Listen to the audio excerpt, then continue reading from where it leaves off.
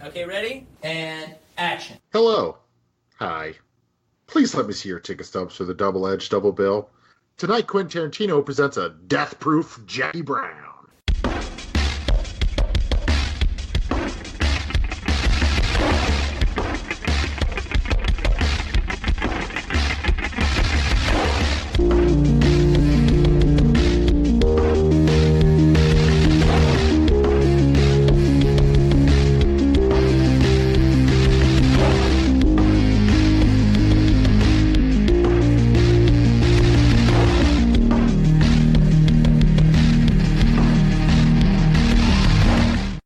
Each week, Adam Thomas and Thomas Mariani will come to the table to discuss the randomly selected yin and yang of a double feature.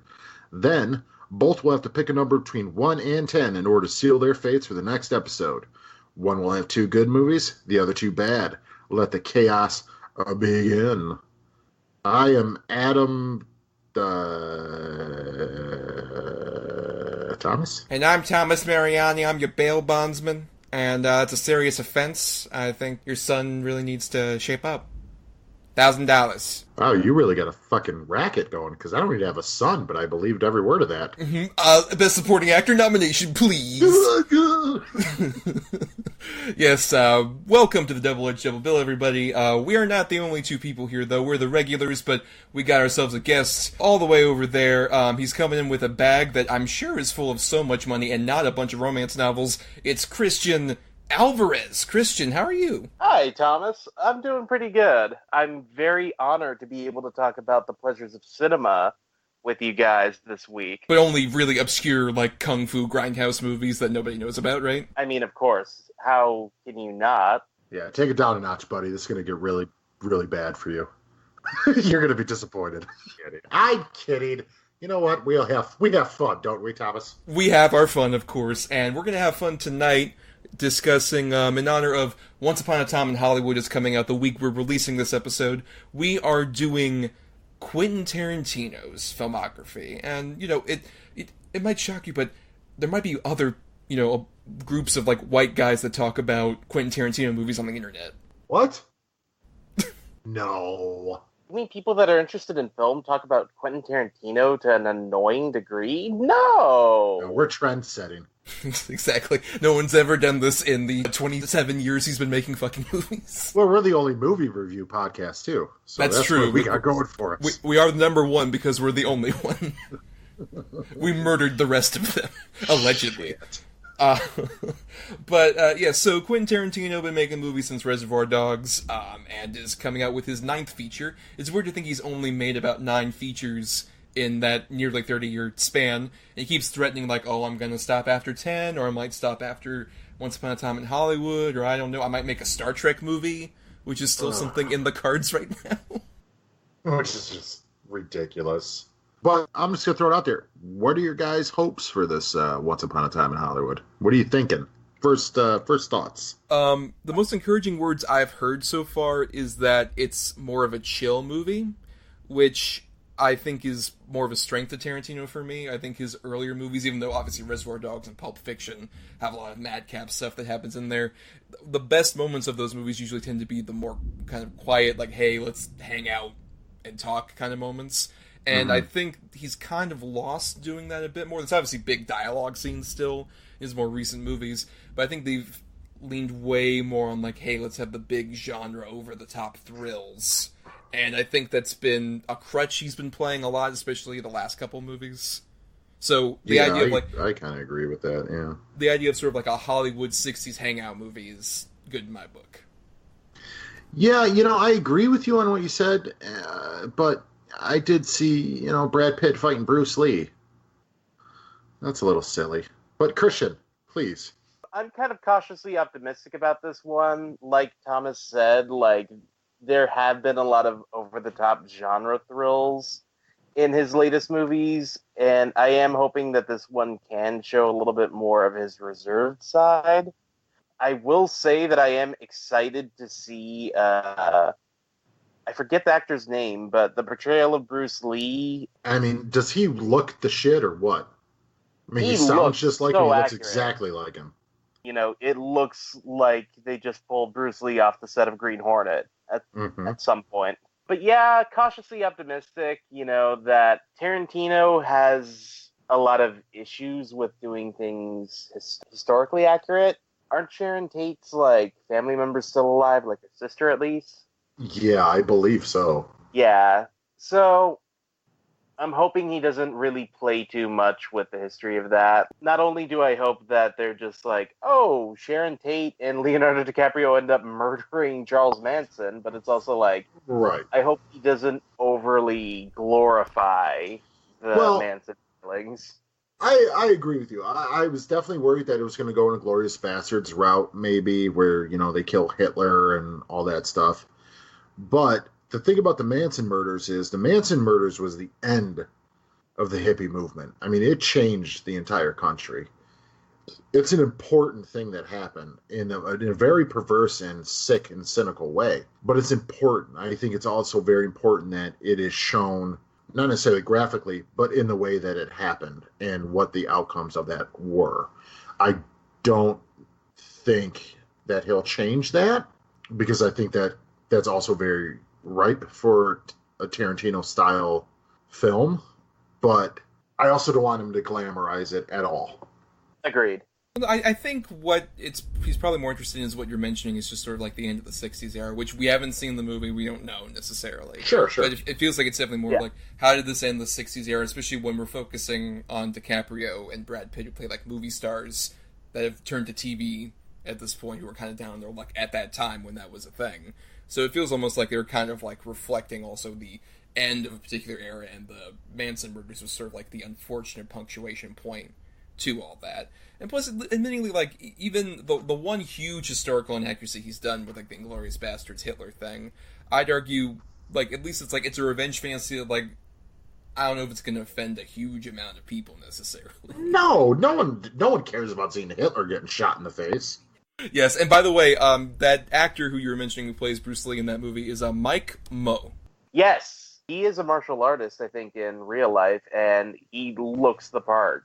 And I was just amazed seeing like his training regimen for it. Well, so I guess generally moving from just this upcoming movie, what are your feelings on Tarantino's career overall, Christian? Are you kind of like what we're talking about, where it's like you kind of prefer the older movies, or do you still have a lot of fun with the more recent ones? And especially, what kind of drew you to be on this particular episode? Well, like any young man that has studied movies and filmmaking throughout his youth, I definitely had a Tarantino phase where I was just like, Tarantino is the greatest movie maker of all time.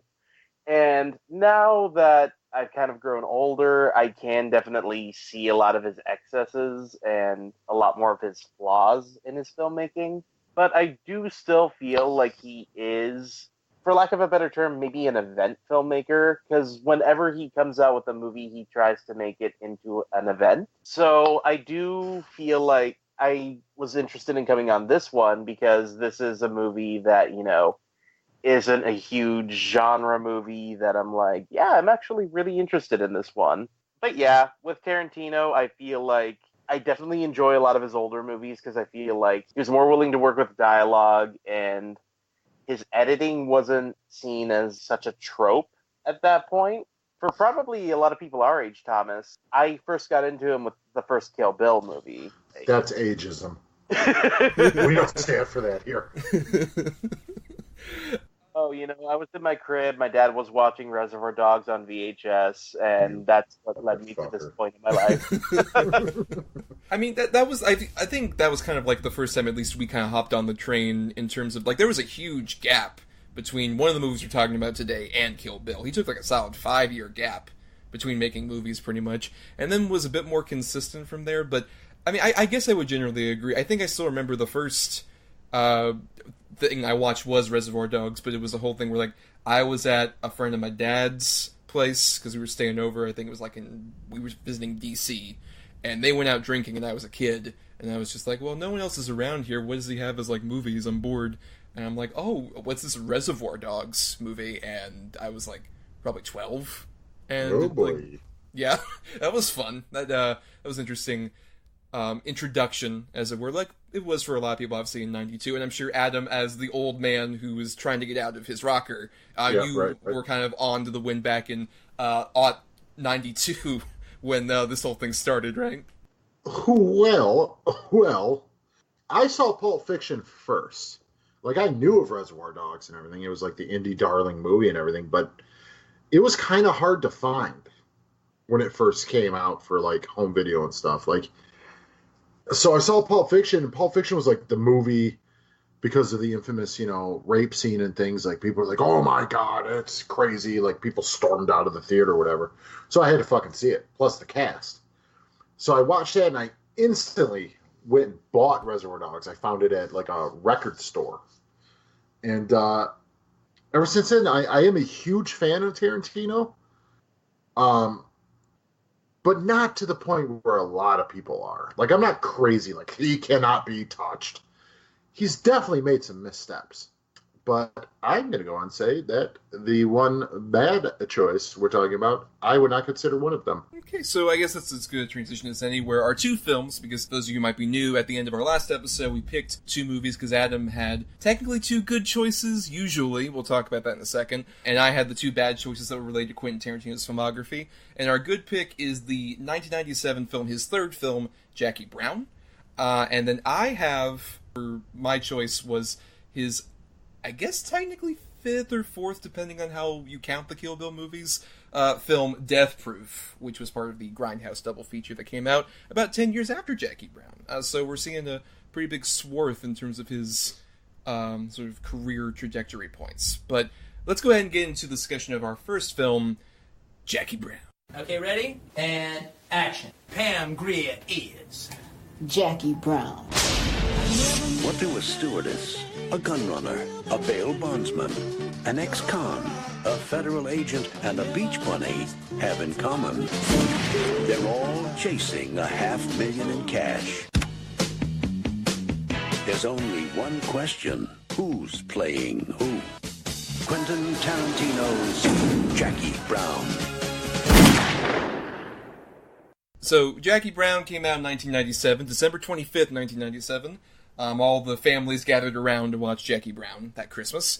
And it is written and directed by Tarantino, and it is the only film of his, as of yet, that he has made that is adapted from previous source material, because it's based on a novel by Elmore Leonard called Rum Punch, which he did change a few things, specifically Jackie herself. Her last name was Burke in the original story, and she was also a Caucasian character, and he changed her obviously to suit Pam Grier.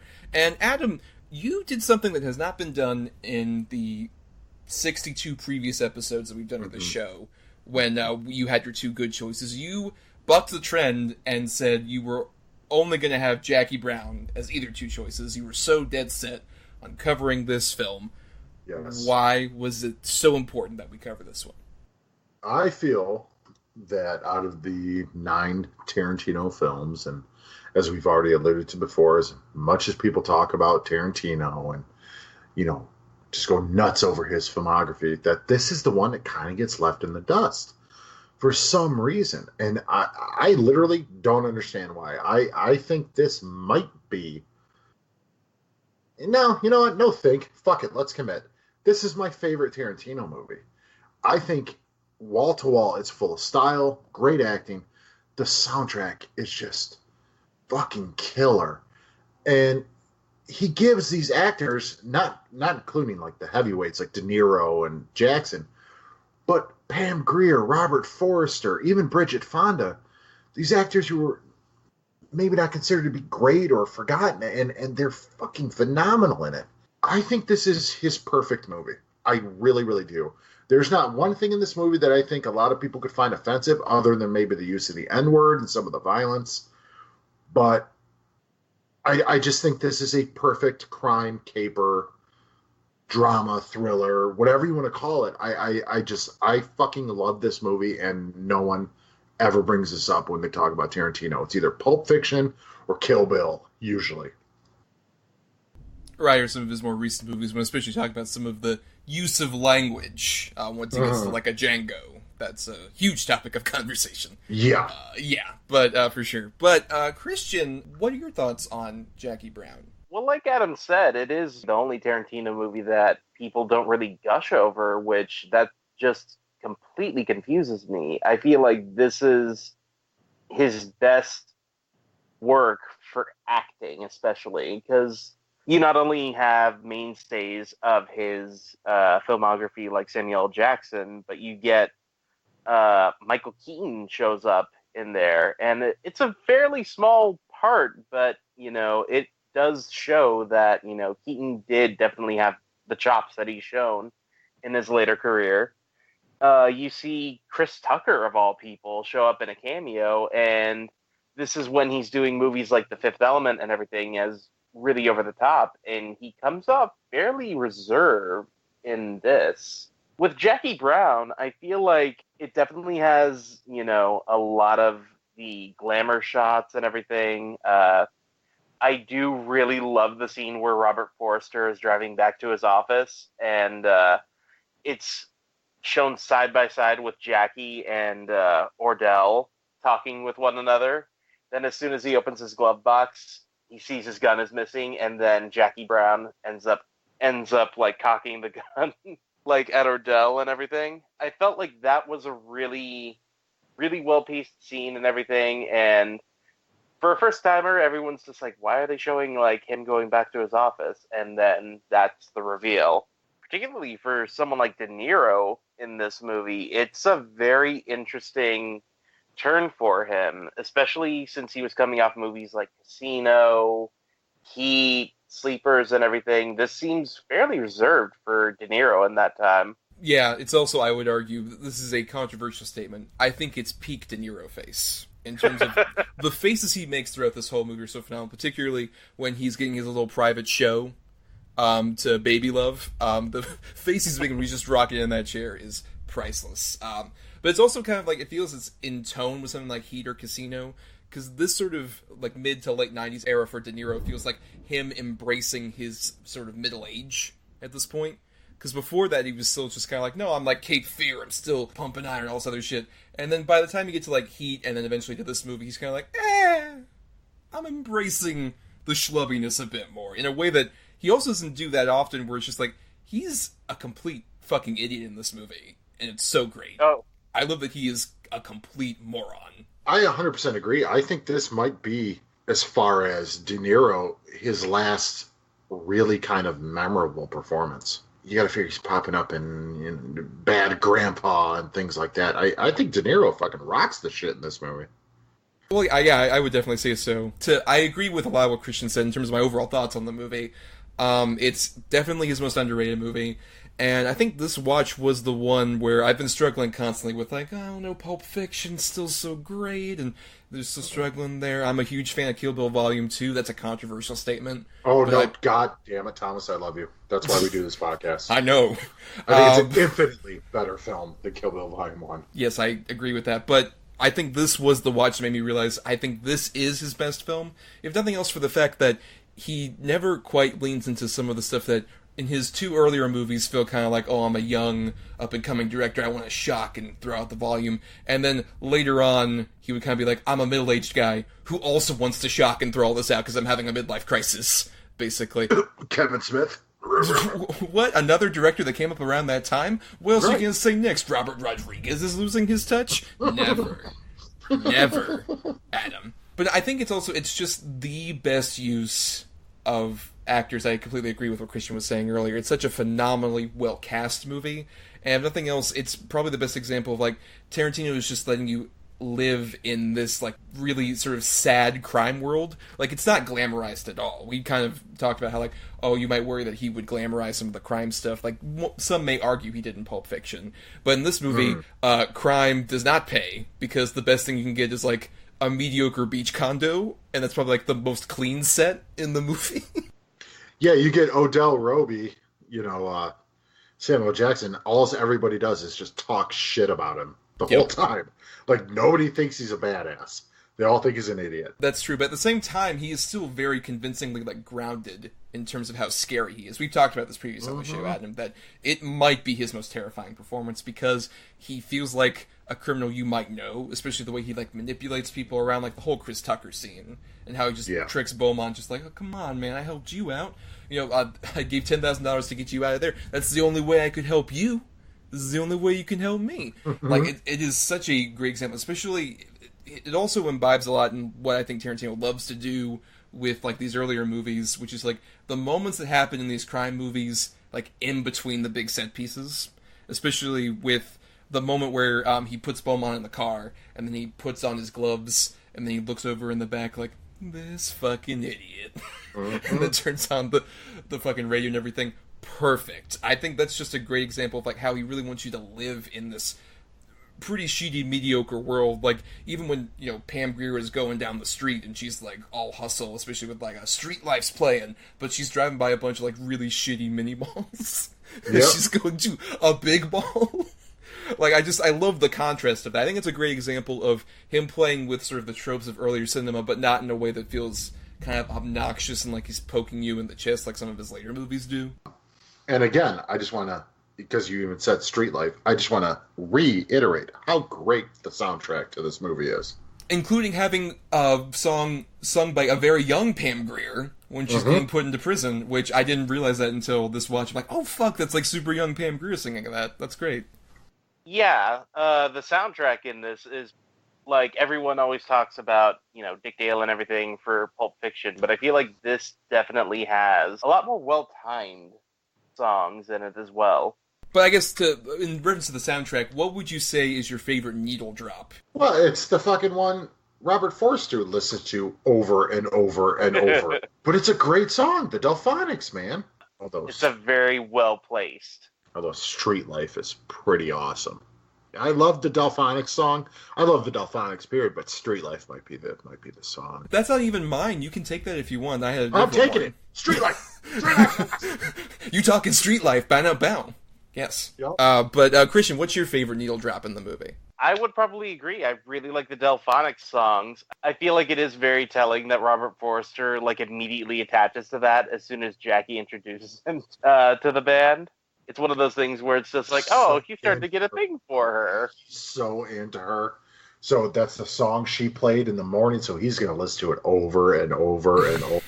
It's like teenage love on a fucking jungle gym. Yeah, but I think that also kind of transitions perfectly into my favorite, which is the use of Didn't I Blow Your Mind This Time by Bloodstone. When she's getting out of jail. What's so great about that, too, is that it's this sort of plays in a way that's like, oh, this is a big romantic moment, but it's played so subtly, and I think just emphasizes so much of Robert Forster's performance, which we should mention was nominated for a Best Supporting Actor Oscar, which is deserved. Yeah. Yes. He steals this fucking movie. He really does. I mean, I fucking love Robert Forster in this film. Yeah. And his hair plugs. Yes, I mean, his phenomenal hair plugs obviously did it to make himself feel better. Everyone talks about how Tarantino is really good at directing action, or how he is able to edit really well, like for nonlinear storytelling. But this movie really does show how he brings out the strengths of really good character actors. Right, and also the fact that this is one of the few where it's not just, like, a lot of dialogue scenes to show off how over-the-top these people are, and how, like, oh, man, that's a great performance. Admittedly, there's stuff like that. I mean, I love Samuel Jackson's whole thing about the gun video and the AK-47. Like, that's phenomenal. But at the same time, it's one of the few where I think he likes to emphasize on sort of the quiet meditativeness of these people. Like, the genius of that moment where, you know, Jackie's coming out is like everything, this is like the shittiest possible situation. It's like in the middle of the night, and Jackie's coming out, she feels disheveled and humiliated and like shit, and she literally says, can we go to a really dark bar because I want to drink, but I don't want people to see my face after just coming out of fucking jail. But he doesn't give a shit at all. He thinks that she looks so phenomenal, is so beautiful, and it really works that, like, their connection is, like, so genuine, but at the same time it's very subtly unveiled to us. I just love the fact that he, like you mentioned, he like plays the Delphonics and all this other stuff, and even the conversations they have, he's not like, you're super purty, but... Right. He's a gentleman the whole time. Yes, he is. A complete gentleman. You know, I think you looked great. I think you look good. You know, if do you want to keep it? Do you need to hold on to it? Like with the gun and everything. And I love that they don't end up together. Oh god, I that ending's fucking so love fucking sad. It's so great. I love It that ending is, so but much. it's perfect. But it's perfect. It is the perfect ending for this movie, yes. No way those two would end up together. There's no way. No, but at the same time, it's such a credit to the movie that you believe that connection so much that when they kiss and then that fucking phone rings and she's just like, no, you keep going, you got business to run, Max. And She wants him to go with her. I know! Go to Spain! Fuck Go! Tiny Lister can take care of the place while you're gone. Winston, I think is his name. Yes. Yeah. But Tiny Zeus Lister, the president in Fifth Element, he can take care of it. Right, I love God. this is the other 1997 movie with Tiny Lister and Chris Tucker in it. Yeah, oh, yeah. And to go back to that, even the Chris Tucker thing, I think the Chris Tucker Samuel L. Jackson thing is one of Tarantino's best comedic writing scenes that he's done. I think it's so funny and so quick and so sharp. I just think it works perfect. And it leads to one of his best shots in the movie with the whole oneer as he goes over to the fucking abandoned lot. That's so great. Great oneer. Oh, man. And even another great example, like the soundtrack, where they have the Strawberry 23, but they have, like, the audio match the fact that, like, oh, it's distant, but then it comes back in, and then the car turns off, and then he shoots him, and then the song starts right back up. That's such a perfect example of the sound editing, even in this movie. That's the thing, is a lot of other Tarantino movies have a lot more flashier examples of, like, oh, the effects, like the over-the-top gore, or the soundtrack, we saw this other stuff. This is a great example of, like, where it's used perfectly and not in a super showy way. Like any of the stuff. Like, even Sally Menk, who we should mention was his longtime editor from when he started with Reservoir Dogs to when Inglourious Basterds was the last movie before she tragically died the next year in a weird hiking accident. It was really unfortunate. But I think you see in a lot of his later movies post Inglourious Basterds how much her editing really affected his work. Because especially in this movie, the editing is so phenomenally well done. She knows when to have a huge, giant one take, and then also when you just have like a back and forth conversation that feels incredibly natural. This movie is smooth like motherfucking butter. God, I love you, Thomas. No, you're 100% right. I mean, we talked about already my favorite movie ever on the podcast. We talked about Heat. That is probably one of my favorite movies ever. It's in my top 3. This is right up there, though. This is a perfect film for me as far as acting, score, cinematography, direction, everything. And that's why it still blows my fucking mind that nobody talks about this movie. Agreed. I think it's just because it's not nearly as flashy as the other ones. But I think that's what makes it so good. Yes, I completely agree with that. I think this is the one time where I think he really reached a purely mature zenith with his filmmaking that he's never quite been able to do before or since. It just feels like this is just this weird random point that I wish he would go back to constantly. That's what I'm hoping for with Once Upon a Time in Hollywood, that it feels a bit more like this, where there's, like, obviously, like, great dialogue back and forth on this other stuff, but there's still contemplation, there's still, like, he knows when to kill his darlings, in terms of the editing stuff. I think that's a major criticism I would have of his recent films, is that they feel like he's very indulgent in every single way possible, versus this is a movie, despite being 2 hours and, like, 35 minutes long, does not feel indulgent. For a movie that's this long, and especially now with Tarantino, where you really do sometimes feel like, oh, this is just him being, you know, he needs to have this and, like, talk about his love of this era of cinema. You really don't feel the length of this movie at times. Like, you really are just like, wow, this, like, none of this feels like there's no excess to really cut from this movie. I would definitely say, too, this is really subtle for Tarantino. Like, there's no major shootout at the end of this. There's no real, like, obviously there's, you know, people get shot in the movie, but it doesn't end up with a huge, like, dramatic standoff. Right, yeah, there's the Mexican standoff thing that just shows off, like, oh man, all the tension, everybody's shooting each other, oh my god. The biggest shootout that happens is just, like, Samuel Jackson comes in, she's like, Ray, he's got a gun, and then he gets shot. That's the most, like, over-the-top violence that really happens. Like, well, that and also Bridget Fonda, which is a stunning scene. Like, that whole one take that happens. Samuel Jackson shooting De Niro in the car, too. Well, that's true. Yeah, that's right. That is the one moment where there's a lot of gore. Yeah, but it's just arterial spray. You don't see any bullet wounds. You don't see anything. And probably my favorite delivery Samuel Jackson's maybe ever done is, Your ass used to be beautiful. Yes! With his fucking goatee. Can we talk about his goatee? Well, I think actually the hair is a really interesting thing with this one, because obviously when we talked about Samuel L. Jackson episode, there was a lot of discussion about wigs in those two movies in particular. I think works. No, it's phenomenal, I think, because it's an odd choice that you're initially kind of stunned by, like, oh, he's got like this weird red hair. Okay, that's interesting. Right. But what I like is that the hair becomes more and more disheveled as his entire scheme breaks apart, to the point where by the end of the movie, it looks like he has a lion's mane, and he's just purely filled with, like, I am not giving a single shit, and I'm going to maul somebody to death right now.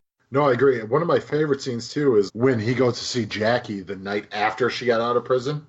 Or no, it is the same night. And he turns all the lights down and everything, and he, like, grabs her by the throat, and she just shoves the pistol right in his crotch. He's like, is that what the fuck I think it is? He's turning off all the lights in order to, like, get control of the situation. Well, he's going to kill her, dude. There's no question. He was going to kill her. Right, exactly. Like, he's doing it just to get control of the entire situation, and she can tell it's obviously what's happening. And then especially the way he, like, sulks around corners and just leans over. Oh, yeah. It's so spooky. It's so... This is why it is the most frightening Samuel Jackson performance. Would you agree with that, Christian? I'd say it is definitely his best role as a villain. Especially the shot when Robert Forster is dropping off Jackie Brown, and you just see Samuel L. Jackson in the dark in his car and everything, just staring. Like, the way how it's lit and everything, like, you can just tell he's getting ready to fucking murder Jackie. Yeah, it's such a great use of him. And you know what? It's criminal. We've talked this much, and we've referenced her a bunch. We have not talked about Pam Grier nearly enough. Fucking crushes it. So amazing. Like, Robert Forster was nominated, well-deserved, but at the same time, more love really deserved for her here, because this is at a point especially where she had been very popular in, like, Coffee and several other blaxploitation movies, and she kind of hit a rut. We talked about the movie directly before this. She was in with Escape from L.A. On a previous episode of the show. Not the best use of her necessarily. No. But this is an example where it's so tragic that, like, Tarantino has the sort of reputation of, like, oh, he takes certain actors and he, like, gives them a comeback, or he introduces them to people and makes them a star. But weirdly, aside from, like, the 10 years after Pulp Fiction where Travolta was in a lot of movies, and then I'd argue Samuel Jackson, obviously, with Pulp Fiction as well. He made him truly a star that's lasted. Most of the time when he does that, it's so finite, and they rarely actually continue to be, like, big name stars after they do their big Tarantino show-off moment. Like, even, like, Christoph Waltz was like, oh my god, Inglourious Basterds, so great. And how many movies has he been used well in since then, in the last 10 years? None. I mean, I'd argue there's a couple, like Alita. Yeah, but he wasn't that great in it. He was just better than him and Spectre. Well, weirdly, I think the other good example was Django. He's, like, the best part. Yeah, no, he was fucking fantastic at Django. But, yeah, you got, Spectre and Green Hornet. Green Hornet was, like, the only big thing between Inglourious Basterds and Django that he was in. And it's one of those things where it's like, man, like, you can really tell the difference between directing. Well, right, yeah, I think that's a big problem that happened with both Grier and Robert Forster, especially Robert Forster. I know, what a fucking bummer. How many bad direct-to-video movies has he done in the last 20 years? The thing is, Robert Forster has one of those faces where he legit doesn't have to say anything. Like at the end of the movie. He's silent. He's watching her leave with her lipstick on his mouth, and just the look on his face, you're like, fuck, does he really wants to go with her, but he can't. Or at least he believes he can't. Right, much in the same way that, like, a Pam Grier does here, where it's such a great performance of, like, especially for, Hollywood's an industry that once a woman turns about, like, 30 to 35, somewhere in there, just like, and you're a mom. Right. And you're not going to get to be a female lead who has power, but also a lot of, like, dignity, but also a lot of, like, actual gruff harshness. And that's what I love so much about her role, is that she is realistically a woman in her, like, mid-40s. But at the same time, that doesn't mean that she's, like, thrown away in this role. She feels like a very realistic woman who's gone through a lot of shit, but at the same time isn't going to, like, give up about anything. It's like you mentioned that scene before where she could easily be a victim with Samuel Jackson. She turns that situation around and says, fuck you, dude. I'm not gonna, like, take this shit. She is not fucking around. No, she's and not. And then when she's even like, I know what you're gonna do. You're gonna come here and kill me. He's like, Jack, you know. I was like, no. It's okay. Like, she's not fucking around. Yes. But yeah, also the costuming in this, by the way, between, you know, the airline attendant uniform for her when they're plotting in the mall and everything, the way how Keaton, like, just casually is, like, always walking around in the leather jacket and everything. Between that and Samuel Jackson's costumes as Ordell, like, the costuming in this is really well done. For someone that grew up in the 90s, it's just like, you're just like, yeah, this is just peak 90s fashion right here for everything. Especially Robert De Niro's dad wear throughout the whole movie. When he's rocking those fucking, like, bowling shirts later on. He's just full on embracing that. And then even, to quote Samuel Jackson, his Salvation Army looking thing that he was wearing right out of prison. No, it's a great example of, like, how they really pick the perfect costumes to fit the character. Which is to say they're not very traditional costumes all the time. Like Samuel Jackson's weird, like, neon yellow fucking jacket he wears at a certain point. And shit like that. But at the same time, this worked phenomenally. Even, I love the weird touch of, like, Jackie is, like, hanging out with Robert Forster talking about the plan. And what is she wearing? Overalls. You wouldn't figure she'd wear overalls, but fuck it. She wants to wear overalls at home. Let her wear fucking overalls. That's her casual wear. Pam Grier can do whatever the hell she wants. Right, but it builds a lot more of an inner life for these characters. All the costumes do. Mm-hmm. They tell you so much about these people. Even as much as admittingly she's mostly not wearing a lot. Bridget Fonda, at the same time, like, it's the perfect costume for her. She looks like a beach bum. Yeah. Right, she looks like a beach bum. She looks like she could have been in The Beach Bum, which I would wish she would be, at least in other movies, because she is one of those actresses where she hasn't been in a movie in about 20 years. Obviously, but... Wow, has it been that long? It was like around 2001 or so it's coming up on that. Wow. Yeah, she just wants to, be a mom for Danny Elfman's kids. Which is good still for her. So weird that she's married to Danny Elfman. I'm still... They're Kevin Kline and Phoebe Cates. That I believe, though. It's fucking Kevin Kline. Well, I mean, okay. Like, Phoebe Cates, sure, she's incredibly attractive, but Kevin Kline, though, have you seen A Fish Called Wanda? He spoke Italian. But yeah, it's a great performance from her in a role that could have easily been so much more throwaway, but she builds a lot more, especially as, like, the youngest person of the cast, of that major cast. She builds so much, like, all the people in here, like, even, like, Michael Keaton and Michael Bowen. I love the fact that they're so desperately trying to seem normal and fail at every single step to do that for Jackie. Or it's just like, oh no, we're just trying to help you out, that's all we're doing. And, like, especially when she does that whole thing where she's at the mall and she has the one bag, how quick Michael Keaton is to fucking bomb after her. Just like, I'm gonna go get it right now. Like, she just walked by, dude.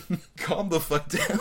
Keaton in that is just so funny. Now that, he's been in just hit after hit, like, since Birdman, it's one of those things where it's like, no, he was still that fucking good, like, after Batman. Everyone is just always like, oh, really after Batman, he just kind of went away and everything, and, now we know that it was him leaving to take care of his kids, but it's one of those things that, like, even when he shows up in movies like this, when he was in that movie White Noise and everything, he still fucking killed it every time. Even his brief one-scene cameo in Out of Sight, reprising his role, because that's another Elmore Leonard novel where the character of Ray Nicolette appears. I like the fact that Tarantino insisted that happen as they were shooting, like, at the same time. So he's just like, no, let him go to Universal and do that, Miramax. And, he did. And it's a little fun in-universe thing. So, I can't wait for all the BuzzFeed articles about same universe, every Elmore Leonard movie? It's the Elmore Leonard novel theory? Oh, for God's sake, it's not the fucking MCU. Jesus. Well, I love that part in Out of Sight where he's like, hey, Jennifer Lopez, I need to tell you about the Elmore Leonard Initiative. It's so great. I mean, if Universal is involved, they'll put it together like the Dark Universe. But we've been talking about this movie for quite a bit, so I guess let's go into our final thoughts on Jackie Brown. Christian, as our guest, go first. This is definitely a classic movie of the 90s era. This is definitely Tarantino's most polished movie. I think in terms of dialogue, in terms of acting, and everything about this, it's probably his perfect film. Adam?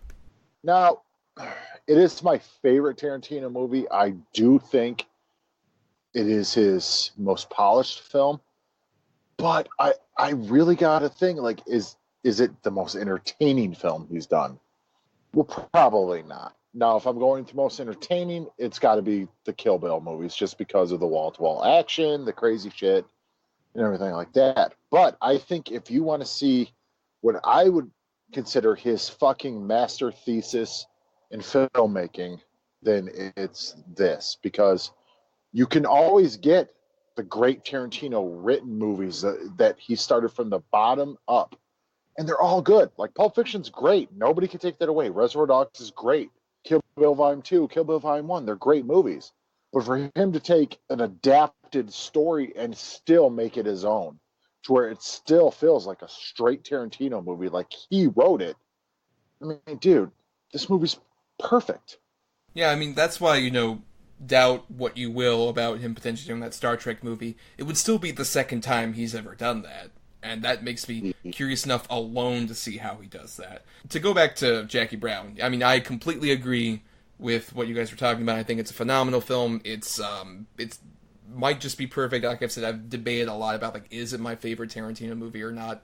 And I think I still stand on the side of, like, it probably is my favorite of his and also his best work, in all honesty, because it shows a much more mature filmmaker than he's ever really been before or since. It's got such phenomenal performances that completely go throughout, and it's the best use of sort of his stylistic choices without feeling too showy, without feeling too much like, hey, I want to show this off because I love this specific movie.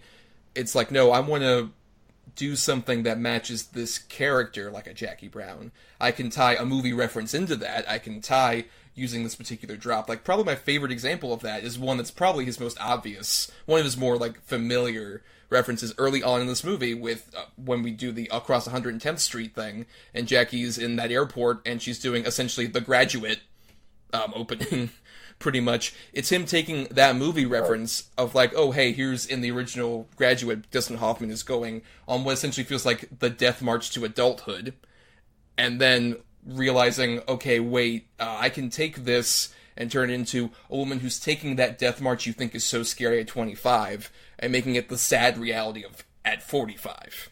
I think it's just such a great example of how, when he does it right, he can make a movie reference into something incredibly palpable for the character, and not just a really big show-off moment. And that's probably, like, his crowning example in this movie, which, for the record, also we didn't talk about, the Across 110th Street might actually be the best. God damn it. Drop. I was just going to say, fuck you, Thomas. It's a phenomenal song, and how it bookends with, like, that opening scene, and then how crushing it is when she's singing it as, like, the final shot of the movie is beautiful. It's such a great example of, once again, taking a piece of pop culture and making it matter so much for this character, who most likely lived in the 70s as a young woman, and now is in the 90s, and just realizing, like, where the fuck do I go? How do I keep going? What's my direction? And I think it's everything that Tarantino loves to do, but with a far more mature edge, which is why it is, fuck it, I'm with Adam, it is his best goddamn movie. Jackie Brown is it. Don't at me. This might be unprecedented. This might be a first. We're in 100% agreement. Maybe. Who knows? But let's subvert all that, I guess, with our next feature, which is Death Proof. Buckle up, because a new kind of terror is coming at 200 miles per hour. Ladies, we're gonna have some fun. There are a few things as fetching as a bruised ego and a beautiful angel. Is that cowboy wisdom? I'm not a cowboy, Pam. I'm a stuntman. Quentin Tarantino's Death Proof. This car is 100% death proof. Only to get the benefit of it, honey, you really need to be sitting in my seat. Only at the Grindhouse. So, Death Proof was a film that Tarantino did in 2007. Came out April 6, 2007, as part of his interesting experiment with the Grindhouse movie, which, for those of you who don't know, Grindhouse is an old 70s era exploitation genre film, where in, like, seedy theaters that would most likely show porn, they would basically show double features of really trashy movies that were, like, very poorly cut, had very bad prints, that had scratches and stuff. And so Tarantino and his buddy Robert Rodriguez who had worked with him obviously a lot, decided, hey, let's do an experiment where we're going to do 2 movies that are feature length, and we're going to pair them as like one bill, and we're going to have in the middle, and I think at the very beginning as well, some fake trailers that we're going to have some other guest directors come in and do. It was an interesting experiment. It did not pay off very well. No, it failed horribly. Yeah, because Miramax decided, or no, I'm sorry, this was the Weinstein Company. Back when that existed. Was just like, when's the perfect time to put out this tribute to sleazy, greasy, like, horror and fast-driving serial killer movies, all this other shit? Easter weekend. Yeah, because that's what you want with your resurrection. You want just nudity and zombies and Kurt Russell eating nachos grossly. That's what you want. The most terrifying of those listed images, of course, yes. So, Robert Rodriguez made Planet Terror, which was kind of like a zombie riff, very John Carpenter-y movie. That was the first feature. And he also did a Machete fake trailer. And then in between, there was the fake trailer for the werewolf zombie movie that Rob Zombie did, the British exploitation movie that Edgar Wright did. Well, depending on where you were, you got Hobo with a Shotgun. Right, which was like a fan contest thing, which I will controversially say the feature film adaptation of Hobo with a Shotgun is technically the best of those Grindhouse movies. I 100% agree. I love that fucking movie. We need to talk about that on the show. That's such a great movie. We're going to make it happen. Yes, we will, at some point. And Thanksgiving, of course. How could I forget? The greatest thing Eli Roth may ever do in his life. The Thanksgiving trailer. Oh, there's no question. Yeah. Yes. Fuck that guy, too. I mean, yeah, he shows up in this movie, Adam. Isn't he great? Not playing himself at all. God. Yeah. And of course, after those trailers, then we had Death Proof. And admittedly, I didn't see Grindhouse in the theater, I think because I couldn't quite make it out that Easter weekend in particular, and it quickly disappeared from theaters. Christian, you said you hadn't seen Death Proof, so you haven't seen even the Grindhouse thing at all, right? I never saw Grindhouse, which it's kind of a weird thing. Like, I remember hearing about it when it came out, but I was 15, so I couldn't get into a theater on my own, and then everyone that I knew that would have gone, like, just went, and I just missed out. Yeah, but I'm guessing you saw this in the theater, Adam? No, but I was old enough to, at least. So you have no excuse. No, I didn't see it in theater because I didn't want to go sit in the theater for 4 hours. I mean, that was kind of my thing at the time. It was, and I like to go see a movie with other people. I'm not one to go by myself. I mean, I have done it, and actually every time I do it, I do enjoy it, but I do like to go see movies with other people, and I couldn't find no one to go see this with me. So, the second this came out to own, I bought it. Now, keep in mind, so when you say this, that's a bit convoluted. I bought the double feature. Yes. The thing was that they initially released, when these were on home video, both these movies as separate movies. Which is so weird that they did that first. Of, like, they have the extended cuts of both Planet Terror and Death Proof that are about 30 minutes longer each. They're, like, put in a lot more stuff. And then about 2 years after that, they put out Grindhouse, like, on home video. Then again, it was weird because also I saw the whole Grindhouse feature first on pay-per-view of all things. Oh, good lord. But anyway, regardless, so I think it's also important to establish, Adam, the cut that you've watched really is only the Grindhouse 30-minute shorter cut, right? Well, no, I owned the individual ones on DVD. I saw the director's cut of both. And then when they released the special edition on Blu-ray, like the Grindhouse pack, I owned that as well. I've seen both versions. Right. And then I've seen both versions as well. In fact, I rewatched the Grindhouse cut, and then I watched the scenes that were different from the director's cut version. And Christian, I believe you saw the director's cut version. This is your first time seeing it in general. Yes. This was actually the first time I've seen it. Very surprised by this one. In a good way? I'm still kind of muddling it over a little bit. Here's how I feel like. The way how we were all about Jackie Brown and everything, about how it's perfect and everything, how this is, fantastic and everything. This one, I'm feeling a little bit opposite of it. Not that I'm saying it's outright bad, but it's like this has so much of Tarantino's excesses that I'm just like, definitely might be Tarantino's weakest of his 8, almost 9 movies so far. Oh boy. well, Adam, what are your thoughts on Death Proof? Well, my thing about it is, it is Tarantino definitely playing up his Tarantino character. It's definitely him showing his influences and what he loves about, American cinema and dirty cinema and grindhouse and blaxploitation and everything up to an 11. But I'm okay with it when he goes full bore. He knows exactly the movie he's trying to make here. He knows exactly what it's for. It's supposed to be a 60s, 70s exploitation movie or a blaxploitation movie or a Roger Corman type movie. And that's what it's supposed to be. And that's exactly what you get. In that aspect, I think he pulled it off very, very well. I would definitely say, as someone that, is familiar with, like, that era of movies, this does kind of play kind of like Russ Meyer's Faster Pussycat Kill Kill a little bit, especially towards the end with, like, Rosario Dawson especially playing up kind of the Betty Page angle. Yeah. I love the Janet Leigh psycho switch that they give you. I mean, you firmly believe in the very beginning of the movie that those girls are the main girls. You spend a lot of time with them, but then they are brutally murdered. And then they give you a whole second set of characters. And I liked both sets of girls equally. There was no point where I thought either of them were less equal. Yeah.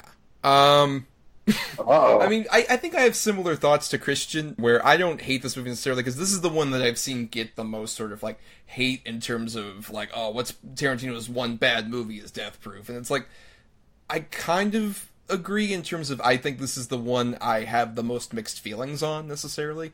Because even with some of those other movies that he's done post this, where they are very over-the-top, very silly, can feel kind of, like, elongated and scattershot, I at least think he's going for more interesting things with those movies versus I agree, is doing a really good job of, like, replicating the Grindhouse movie. I think for that alone, it's better than Planet Terror, which I would argue kind of abandons that. I think Edgar Wright actually did an interview where he said this pretty well when he was asked about, like, oh, what do you think of those two movies? He's like, well, Planet Terror is, like, the movie that when you saw the poster, you were like, oh my god, I can't wait to see this movie, and it delivered all the stuff on that poster.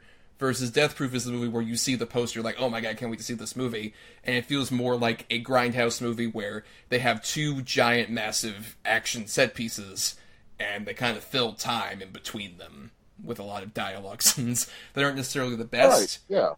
Right, which I think, to its credit, I think that makes it more interesting on that level, especially some of the stuff we'll get into, like with Kurt Russell and all that. But at the same time, I feel like that's also kind of a crutch he uses to make dialogue that, quite frankly, is inane at points, I think, especially in the first half.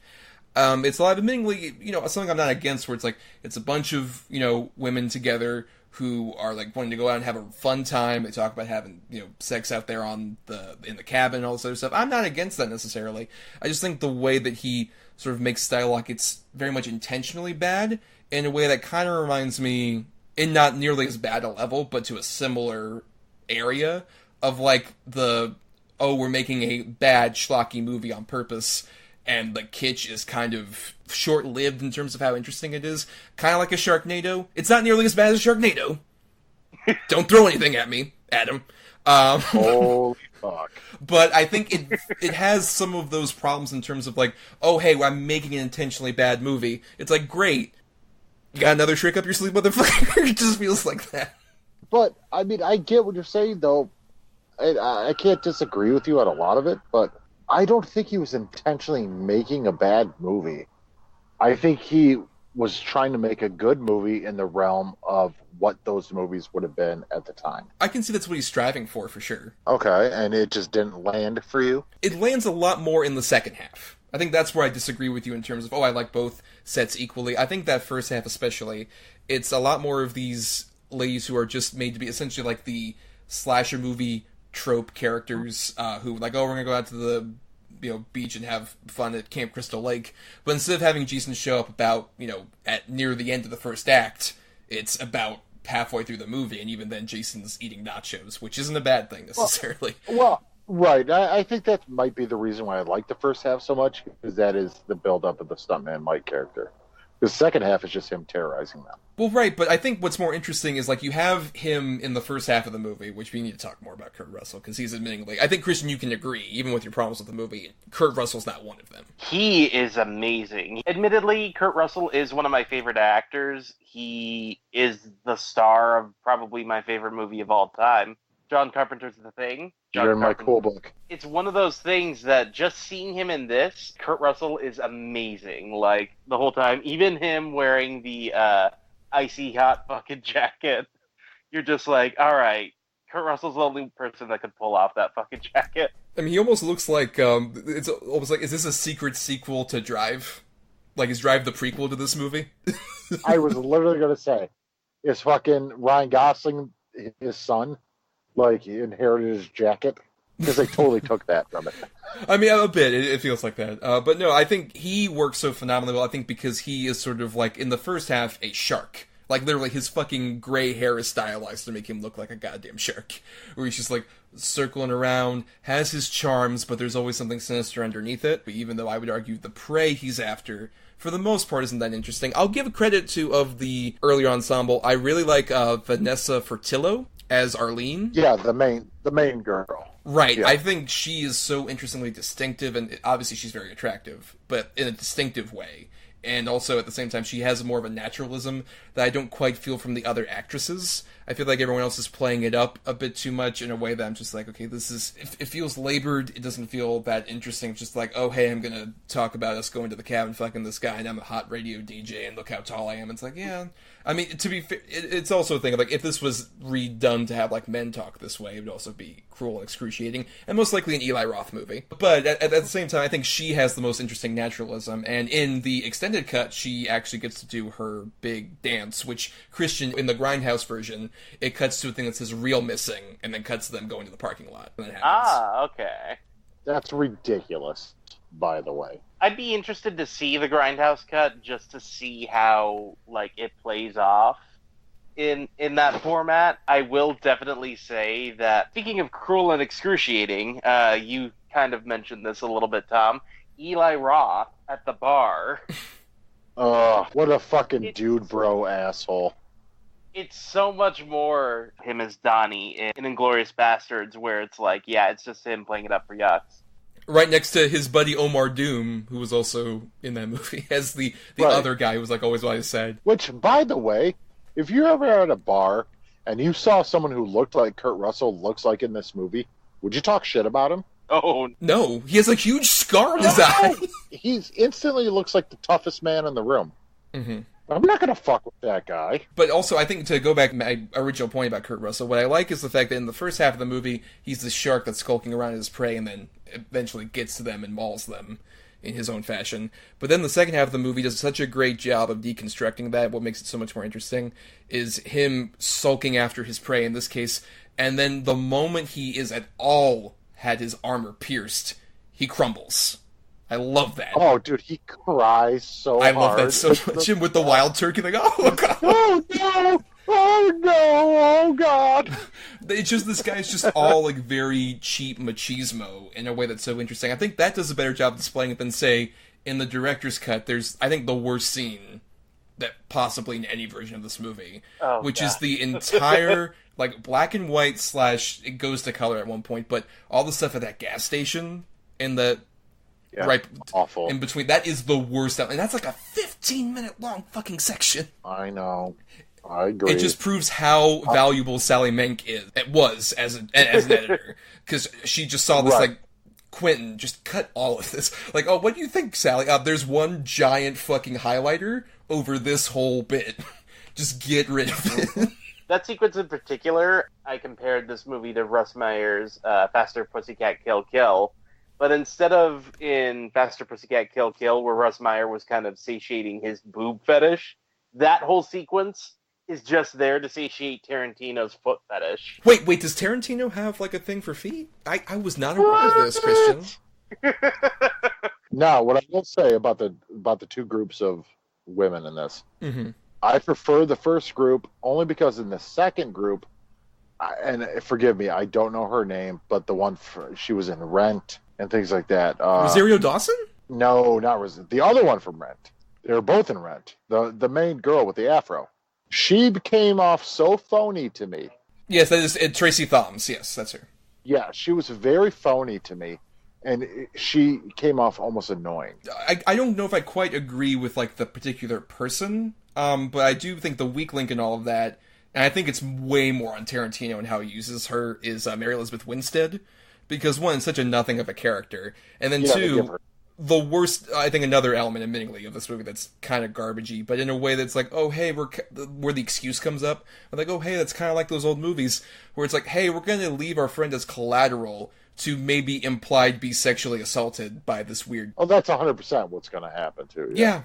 And it's just like a gulp, she says gulp and all that other shit, just like, this, what's funny about this? This is just terrible. That was a really uncomfortable sequence, yeah. But no, I agree with you. I can't agree with you, but again... Those scenes in these types of movies, those grindhouse movies, were everywhere. So again, I literally think he was paying just straight homage to those movies. Well, I mean, Tarantino, some things come out about him. Oh yeah, like especially the whole thing about like the Uma Thurman crash makes this movie play very differently. Yes, it really, really does, and it has changed my opinion about the film a little bit. But I still don't think this is his worst movie. What would you say is his worst movie? Oh, man. Maybe Inglourious Basterds or Hateful Eight. I could see more Hateful Eight, but then again, I'm a much bigger fan of Inglourious Basterds. No, but Christian, what was before this your least favorite Tarantino movie? It would probably either be Hateful Eight or Inglourious Basterds. That's a saying, like, it's because, like, those are his lower tier movies. Hateful Eight, I feel like it was one of those things that I got caught up in the swarm of, like, oh, you need to see it in the roadshow, and then I was just like, eh. Yeah, admittingly, I also was one of those dorks just like, oh, they're playing in 70mm of my local theater, I have to see it. But anyway, I want to get back to, so Christian, with Death Proof, you haven't talked much about, do you kind of agree with our issues with, like, the different splitting of, like, the two halves of the actresses? What are your feelings on, like, sort of how Tarantino especially uses, like, this sort of quote-unquote female empowerment in this case with Death Proof? It's kind of like how I have issues with Sucker Punch, where it's something that is brought up as female empowerment, but it's also just very exploitative and everything, that it kind of takes me out of it. I do feel like this still is a very strong movie, but I would say that this is, more Quentin Tarantino. Just I made Kill Bill Volume 1 and 2. I have fuck you money. I can do whatever I want. I will say I did enjoy the Michael Park, monologue where it's him and his son talking about, all of the motives of Kurt Russell. And reprising his Texas Ranger McGraw character that he originated in From Dusk Till Dawn is written by Tarantino. He's appeared several times in other movies as his character. And even James Parks plays Edgar McGraw, who's like the son, who's also been, I think, originated in one of the From Dusk Till Dawn direct-to-video sequels, if I'm right. Yeah. Yeah, I've seen all those.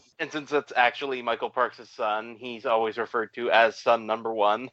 Yes, right. And also, you wouldn't know this, Christian, but the doctor in that scene, who's the daughter, is actually a character from Planet Terror. Oh, okay. Yes, which is a cute thing. She's like, oh, she pops up here. I'd argue she's probably better used here than she is in Planet Terror, for a lot of reasons. Oh my god, yes. Which, speaking of which, also I would say Rose McGowan as well. This may be her best performance in any movie. I think her playing off of Russell in the first half of the movie is probably like one of her better performances in terms of like she's ultimately a victim, but at the same time she doesn't feel like she's constantly that. She feels like as real as a woman could be in the scenario of a Quentin Tarantino grindhouse movie. Terrifying sequence. Yes, for sure. Yeah. The best line of the whole movie is definitely this car's 100% death proof, baby, but you really gotta be sitting in my seat. Well, that's too bad for you. You had a 50-50 shot if you're going left or going right. Like, damn, dude, Stuntman Micah was not fucking about. That sequence especially is one of the reasons why I'm like, there's no other actor that really could have delivered that except Kurt Russell. Because it's like, it plays so well into the way how he's kind of like Jack Burtoning his delivery with that. Yes. Yeah, I agree with you. It comes off almost playful, where I could see any other actor around his age doing it would become just terrifying. Like, could you see Kevin Costner, William Hurt as Stuntman Mike? They would just be terrifying instantly. Or Harrison Ford. He'd have a fucking earring and a helicopter. Well, I mean, you would be scared because it's just like, did you smoke pot before you got in the car? Uh-huh. You can't drive. What are you doing? You gotta be sitting in my seat. Let's get more nachos, kid. I love these nachos so much. Oh my god. Have you seen Aqua Teen? Oh. But Christian, I'm sorry to go back. Who would you say is your preferred of like the groups of women here between the two that we get? I think the first group of women are very interesting. I would have liked to have seen if they were able to do role reversal, but I do like the second group of women because I do like Rosario Dawson a lot. I think Zoe Bell, especially as a stunt woman, being able to kind of, flex a little bit more on screen and everything. Especially with, you hear about how stunt people, are getting into a lot of really horrific accidents. It's really good to see a stunt person being able to be, given the spotlight instead of having to kind of hide away from it. In terms of that, I definitely say that I prefer the second group of women just because if you get to see not only the characters giving the comeuppance to Stuntman Mike, but you also get to see, another side of Hollywood that doesn't always get, props for their craft. Right, which we're apparently going back to given Brad Pitt's character in Once Upon a Time in Hollywood as a stuntman. And Kurt Russell's apparently a fellow stuntman. Who knows? Shared universe, Edgar McGraw. He's going to be Stuntman Mike's father or something. I will say my favorite part of that second sequence is especially after the major crash. Mm-hmm. You just hear Kurt Russell screaming and crying. Yes. It's one of those things that you've never seen him do in any of his other movies, and, it's one of those things that it's like, man, he's, really, really laying it on there. No, yeah, the whole finale car chase sequence is amazingly amazing. It's one of the best car chases I've seen in recent, film history, where that's kind of become like a dying light kind of thing. It definitely works. Yeah, I agree. But I also agree with Christian that I think at least you get more shades of the second group of women as characters, where it's not like, oh, hey, we're waiting for a guy to come to the bar, or we're just constantly are talking about how much we want to fuck dudes. It's just all about how much they obsess over either these men or just hanging out. Versus in this case, it's like, hey, we're gonna also talk about hey, these weird life experiences, I nearly fell in a ditch, Zoe did, and she was completely fine. I could have fucking died. Shit like that, those conversations I find a lot more interesting than sort of the prattle that we get earlier on. And I like those actresses a bit more. Even Tracy Thoms, I think is fun in admittingly ways that skirt on best black friend kind of stereotype, for sure. But I think that might be my problem with that character. Well, right, yeah, I can see that. But at the same time, when she goes full on oh, I can't let you go away, and just starts ramming Kurt Russell's car, she's like that. I fully get into that. I think all those actors do a phenomenal job with that. Even Zoe Bell picking up that fucking pipe, and she's like, "Come on, let's go, let's kick his ass like a javelin and shit like that." Which, by the way, Zoe Bell hanging on the fucking roof of that car, is fucking insane, and it was all real. I love that it's a stupid game of chicken that they fucking play. Yeah, I know. It's oh, that's what you do in your off time? What the fuck are you doing? Shit like that. But we've been talking about this for a bit long. So I guess I want to go into our final thoughts here with Christian start first. Your final thoughts on Death Proof. While it might not be Tarantino's strongest movie, it definitely does still have some charm to it.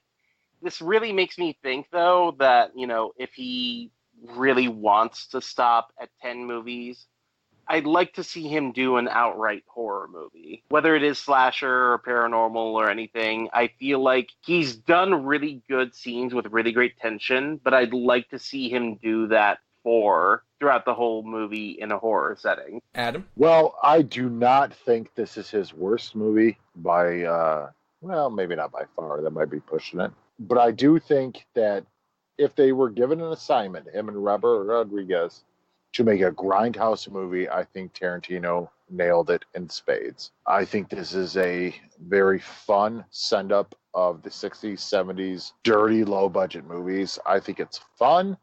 It is a little dialogue heavy, but I think just to see it for Kurt Russell alone, I think it's worth it. Yeah, I would still say it's his worst. I would say, honestly, prior to this, if this technically counts, I would say probably Kill Bill Volume 1 would be my worst. And that's not saying that it's a bad movie. I dig that movie. But at the same time, it's kind of like, it's all of like the stunts and all that, and not much of the character stuff you get in Volume 2, which I prefer.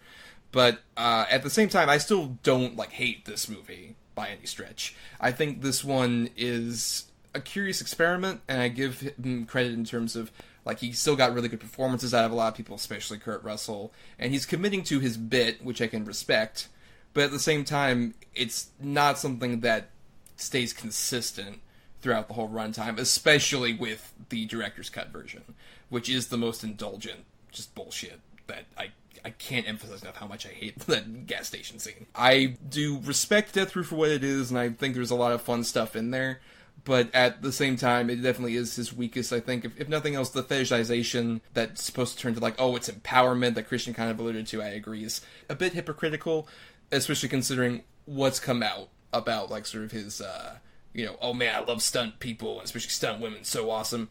And it's like, well, could have done that with fucking Uma Thurman, couldn't you? Just saying. Anyway, that's a bleak note to end that conversation on. But before we go and do our picking for next week, which you should definitely stick around to at the very end of the show, we have some feedback to read, because over at DEDBpod, which is the Facebook and Twitter page handle, we asked all of you, as we do every Monday, about what are your favorite and least favorite things related to the topic we're doing. So for Quentin Tarantino films, you guys, including James Rodriguez to start, says, Pulp Fiction is one of my all-time favorites and spawned a host of phenomenal Samuel Jackson lines. I also am a big fan of The Hateful Eight, a tense affair with Jackson as makeshift gun-toting Miss Marple. As for worst, Death Proof is a concept which I feel was executed in a lackluster manner, especially mentioned for his tacked-on cameo in Django Unchained, complete with awful Australian accent. Mark Anthony King II says, when I was younger, I probably would have said Kill Bill, but as I grew older, Jackie Brown just stuck with me more. I love the wit, the characters, and their dynamics, the soundtrack. It became my favorite QT movie of all time. For worst or least of mine, yeah, not a big fan of Death Proof, even though I like the second half of that better. It's not a movie I revisit a lot. Cameron Castellano says his last film, according to a meme, looks like it will end bloody and pointlessly. Should be a lot of fun. Stephen D. at Waiting FTH says, my faves of his are Pulp Fiction and Jackie Brown. Have kind of lost interest after the second Kill Bill, and still haven't seen Hateful Eight. I'm also a big fan of Natural Born Killers and True Romance. I honestly don't think they'd be better films if he directed them, though. And Will Torres says, best Jackie Brown because it's his most grounded and has the best character acting. Worst, Death Proof. It's a great car chase inside probably his most boring, forced dialogue and awful, interesting characters. Tarantino prides himself in writing strong female characters, but these are the most shallow and misogynistic laden characters he has ever created.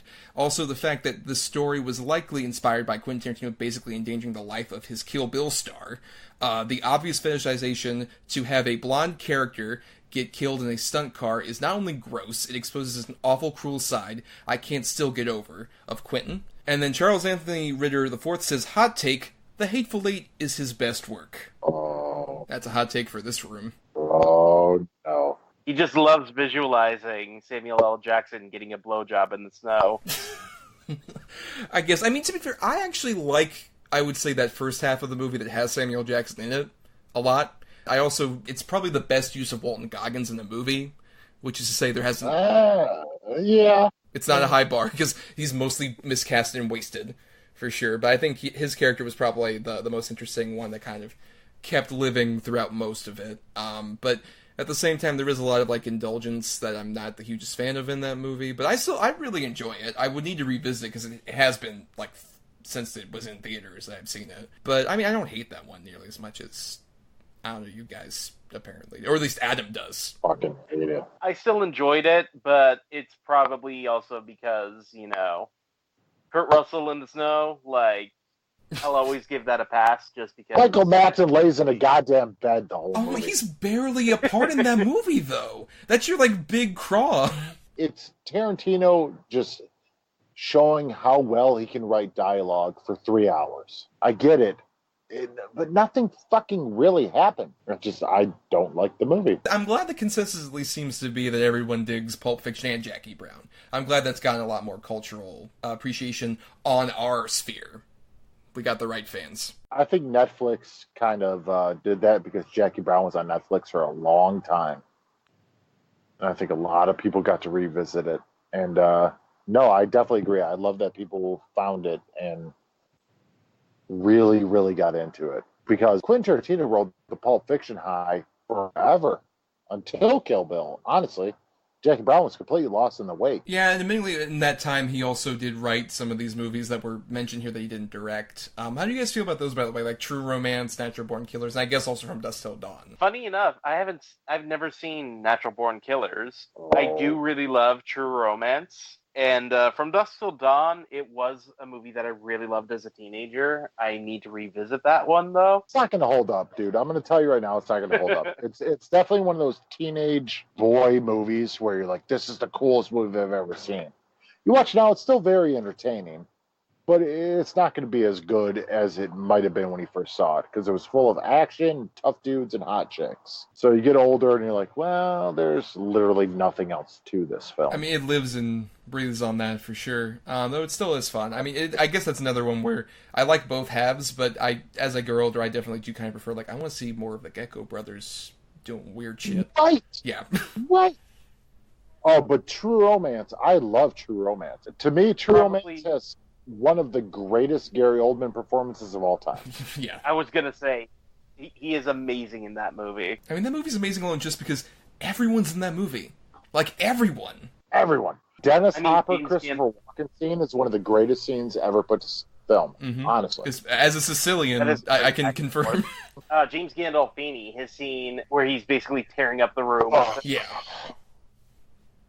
It's one of the most brutal scenes. It's so hard to watch. Yeah. Yeah. Speaking of which, though, Natural Born Killers can kind of be that. I know that Tarantino has kind of disowned what Oliver Stone did with that movie. And I'll agree, it feels more on the verge of like Oliver Stone than it does Tarantino necessarily. His stuff pops up in there. At the same time, I still do really enjoy that movie. Robert Downey Jr. Holy fuck. Oh, Robert Downey Jr. That's a very interesting example of like him in that weird quasi-drug space. Post Brat Pack, pre-Iron Man, where it's like, oh man, you're just going wild with this. In another fake Australian accent. As is the theme, which that's the things, honestly, I would say more, I have a lot more issues with Django Unchained than I necessarily do even Hateful Eight. I think Django Unchained has a lot more problems with, like, trying to balance the Western and the blaxploitation aesthetic and not quite working. It also feels the most, like, laborious in terms of how long it is. I know it's shorter than Hateful Eight, but I feel it a lot more with, especially on rewatches, Django Unchained. It just feels kind of endless at points. There's great moments, and I think it is still a movie I really enjoy. I mean, DiCaprio's great in it, and all that. But also, I do feel like Jamie Foxx is just such a cipher in that movie, which is such a bummer. Until, like, the last, I'd say, 20 minutes or so. Like, when he becomes, quite frankly, like Bugs Bunny. He goes, like, full-on, like, cartoonish character, quite frankly, at that point. Jamie Foxx isn't that good. See, I hear that, and I raise you stuff like Collateral, and even some of his, like, other, like, late 90s, early 2000s work. Collateral and Ray. What else can you throw at me, honestly? I mean, Ali, also, I would argue. I think he's phenomenal in Ali in a very small part. I think the problem is just that Jamie Foxx is a phenomenal supporting character, usually, or when he has someone to actually, like, I'll give go you up that. against. It's just more a problem of, like, he definitely has, Christoph Waltz is way more the lead of that movie than he is, quite frankly. And he's fantastic in it. Oh, yeah, he's great. But, yeah, the Australian accent thing with Tarantino, yeah. Even, like, my dad, who doesn't really, like, nitpick movies that much, it's just like, why the fuck did he show up with a shitty Australian accent? Django, I really did enjoy it when it came out in the theater. I've seen it a couple times since then. Definitely does have a lot of very awkward moments, just because it does have, you know, a lot of uses of the N-word in it and everything. That's something That's something I was thinking about bringing up with Jackie Brown, because at least in Jackie Brown, like, the people saying the N-word are black people, so it's, like, not as uncomfortable. I mean, clearly, we're the three most qualified people to talk about that, Christian, obviously. Absolutely. Absolutely. For sure, obviously. That's what I went to college for. Yes, exactly.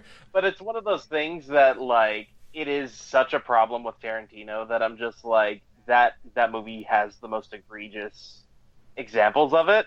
The time it takes place, too, though. I mean, it has to factor in. Of course, the historical context does factor in. But to a bit of an argument there, how historically accurate is this movie, necessarily? Oh, very true. Zero. Jamie Foxx had sunglasses, and they weren't invented for 30 more years after the movie. No. So I don't know if that's necessarily the biggest, defense of it either. It's just like, I get you, obviously, like, having, racist piece of shit characters use it, but also it's just like, oh, did they use it as every other word in the fucking sentence that they're saying? Probably not. Yeah. I mean, that's another discussion that I don't want to keep having.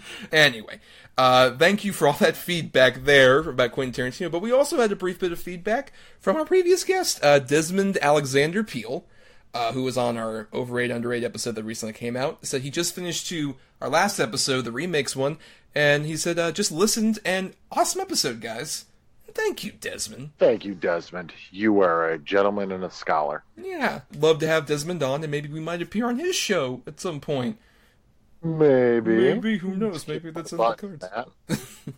Yeah, and also, if you're new because that one episode has become our second most downloaded episode ever, welcome. I'm glad you stuck around. Mm-hmm. Yes, but we also want to thank some other people. We want to thank Chris Oliver for the intro and outro music used in our show. Listen to more of his music at chrisoliver.bandcamp.com. Thanks to Emily Scarta for the art that we use for our show. She accepts commissions at 502rs.com/eescarta. And thanks, of course, to our guest, Mr. Christian Alvarez. Christian, you got anything to plug? Anything on the social medias that the kids use? Nah. Very much a hermit. Maybe eventually I'll come back to plug a SoundCloud or something, but until then, thank you for having me on, sir. Oh, no problem, Christian, for sure. But your job's not done, because we'll put a pin in that in a bit. But before we do that, some house cleaning. You can find us on Twitter and Facebook at DEDBpod, or you can email us feedback at doubleedgedoublebill@gmail.com. I have my own individual account at NotTheWho'sTommy, where I say things on Twitter and Instagram. And I also do some writing at marianithomas.wordpress.com. Right now, there would be a Lion King review out for the new one. Spoilers, I didn't feel the love that night when I saw it. It's fucking bad. Anyway, you can find Adam, meanwhile, I guess, palling around with Christian doing God knows what. Yep. I'm guessing that you're recreating the scene from Reservoir Dogs with the knife in the ear and all that? Yeah, but only on myself. He's singing a very bad karaoke version of Stuck in the Middle with You while I'm doing it. While you're both wearing $10 suits. Yep. But please, for more great content like that, subscribe to us on iTunes or on various other platforms. We're on Stitcher, we're on Spotify, we're on most places where you can find podcasts, YouTube even. Subscribe there, and also make sure to rate, review, or at least share the show around just to give us some more visibility and have more people become interested. Please.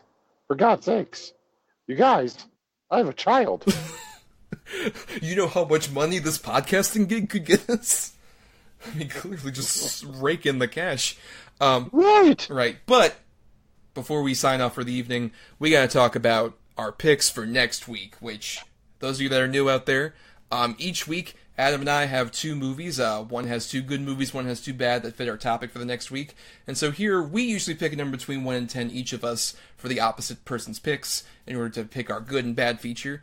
But Christian gets to hold the gun for this Mexican standoff and go ahead and shoot between our two choices here for our topic in honor of Hobbs and Shaw's coming out. And that stars a pretty prominent pro wrestler in his own right, Dwayne "The Rock" Johnson. He's nothing. Nah, not at all. He's in this small indie movie with Jason Statham. Jason Statham, yes. He's some kind of Turkish actor. He's like a French new neo-realist actor of some sort, for sure. We're doing a film starring wrestlers, which, Christian, you a fan of the wrestling? I'm kind of an on and off fan of professional wrestling. I do enjoy it when it is very well done, though. Wrestlers appearing in films? What's a good example for you? What's one of your favorites? Roddy Piper and They Live. Hell yeah. That's probably the best. That might be the best, Yeah. Yes. Yeah. But that's not one of my picks, because I have the two good movies this time, and Adam has the two bad ones. So, Christian, for my two good choices first, number between 1 and 10. All right. I'm going to go for you, Tom, 7. All right. Directly at number 7 is a movie that actually features The Rock, but not one of the ones I would argue is very discussed. It feels like it's one that kind of came and went a few years ago, but one that I think is the best film, I would argue, of this often maligned director, Michael Bay's Pain and Gain. Oh, man, good choice. Yeah. Nice. That was not what I expected. Yeah, one where I would argue The Rock shows his better acting muscles, especially. That's why I decided to pick that one. I agree. Yes, and then at number 3, I had one that's probably one of the more obvious choices I had because of the late, great Andre the Giant, Princess Bride. Because, of course. Oh, man, what a fantastic movie. That's got to come back on our when we do our redemption. So good. We should definitely talk about it at some point. But, Christian, now for Adam's two bad picks. Number 2, 1, and 10. Okay. For Adam, I'll go with 4. At number 2, I have the Hulk Hogan starring No Holds Barred. Oh, boy. Hulk Hogan, everyone's favorite. Oh, boy. Yeah, buddy. A master thespian. Yep.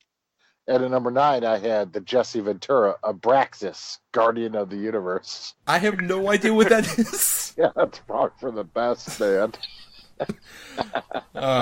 Well. That was going to be something. Yeah, that'll be interesting for sure. That sounds like a very good time. Oh, yeah. We'll definitely be talking about it. A lot of gain and pain. So much pain. But until then, everybody, let's have a very long, drawn-out dialogue sequence set to an old 70s song. Long live Giant Condor. I get that. Great Tarantino line. Perfect. I love my favorite Steelers Wheel song is actually Giant Condor. It's a B-side. Yeah, you know, you said that. It's really cool, okay? I'm glad we didn't do an impression until just now. Perfect. Good night, everybody. Good night.